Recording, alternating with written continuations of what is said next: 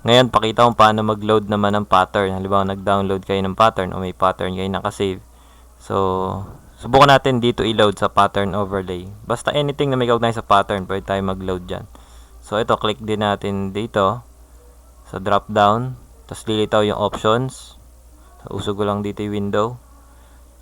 Yan, click ko ngayon tong arrow na to. At kiklik ko ulit tong icon sa may kanan. Kamukha kanina sa brush. So, piliin natin load patterns.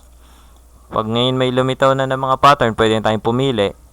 So, kahit alin dyan, rock patterns, pinili natin. So, mga rock patterns yung mga mukhang stones and rocks. Yan, subukan natin na i-apply. So, click ako na isa. Pili tayo.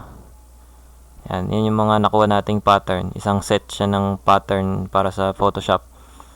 Ngayon, once satisfied na tayo sa napili natin, pwede nating baguhin pa yung scale or lakihan. So, ayan. Ganun lang maglagay ng mga bagong pattern. Ayan. So, okay na. Click OK pagka okay na.